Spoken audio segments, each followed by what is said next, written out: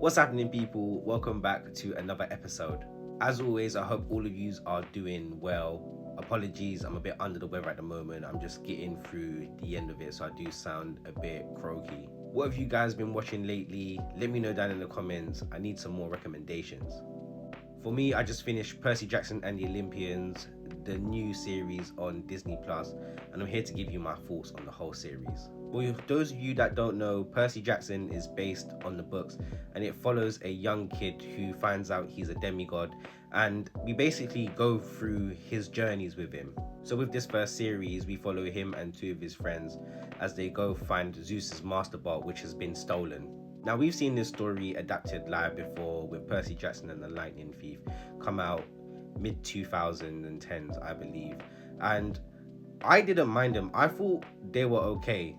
Now looking back at them, I guess you could say they weren't the greatest. In terms of the pilot episode, I thought it was a really strong episode to introduce us to this series. In this episode, we find out that Percy is actually a demigod and he's not just seeing these things.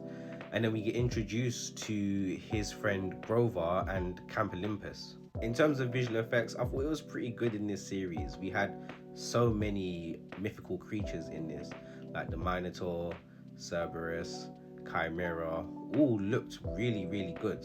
One creature I was a bit disappointed with was Medusa. I just feel like the way she sort of left the show, I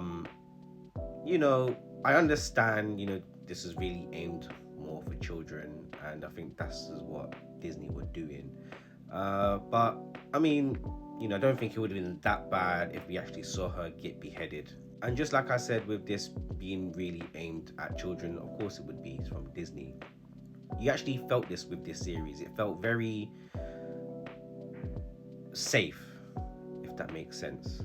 It just felt like they didn't really push the boat. Just like other Disney Plus shows that we've had within like the MCU, it gets to a midway point in the series where you just feel like the quality drops off that bit.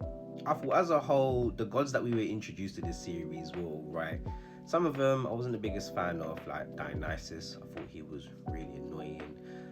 Hephaestus, don't really know much about him, didn't really care much about him either. It was great to finally see Poseidon, and there was a nice little subtle moment between him and Percy Jackson.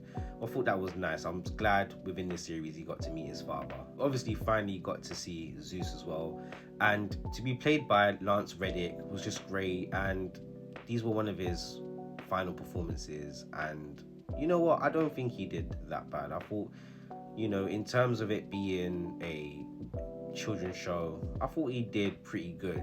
We didn't see him much, but his presence alone was just big. But the one god I was really impressed with was the god of war Ares, played by Adam Copeland, or as wrestling fans know as Superstar. You think you know me?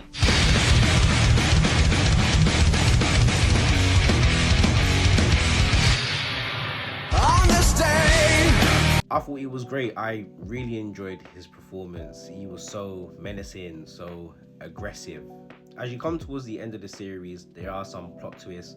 When looking back at it, I thought should have been really predictable. But overall, I really didn't mind this show.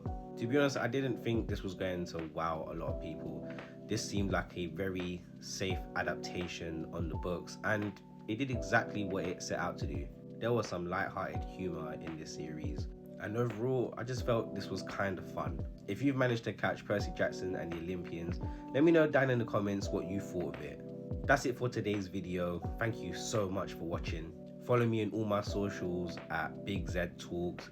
Mainly TikTok, I'm trying to reach 1,000 followers. That would be great if you can. And until next time, peace.